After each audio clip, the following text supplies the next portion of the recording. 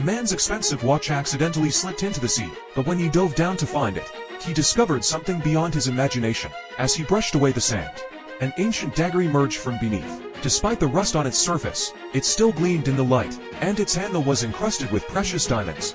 Clearly, this was not just any weapon. It was a rare and valuable relic. The man quickly swam back to the ship, dagger in hand, and called for his teammates. Soon, they all dove back into the water. None of them had expected such treasure to be buried in this part of the sea. Not long after, the man uncovered a large heavy stone from the seabed. His instincts kicked in. This had to be part of a sunken ship. Wasting no time, he pulled out his metal detector and began scanning the area. Suddenly the needle jumped wildly. Something big was buried under the sand. He powered on the blower machine and started clearing away the layers of sand. As it cleared, a massive object began to appear. An old cannon, possibly from World War II. Although the seawater had corroded parts of it, the cannon was still a valuable piece of history.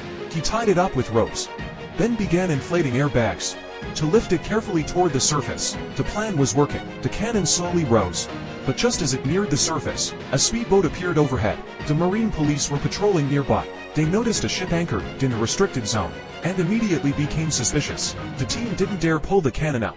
One of them tried to distract the police with small talk, but time was running out. Oxygen was low. Paul made a quick decision. He would release a small amount of oxygen to lower the cannon back to the seabed. But a teammate made a mistake. His hand slipped, releasing all the air at once. The cannon plummeted and dragged the diver down with it. His hand got trapped beneath the heavy metal. Everyone rushed to help, but the cannon was too heavy to lift by hand. With oxygen running dangerously low, they were running out of time.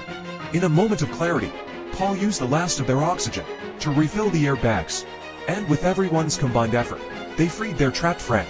When they returned to the ship, the marine police were still there, but luck was on their side. Mila recognized one of the officers, an old friend. After a brief conversation, they were allowed to leave. The incident convinced Paul that this sea held unimaginable treasure. The very next day, he dove back in, fully equipped. Not even half an hour had passed when he sensed something unusual. As he swam closer, he saw a crashed airplane. He examined it carefully, and what he saw left him speechless. For several days, Paul told no one, but when the time was right, he returned with his crew to retrieve the treasure.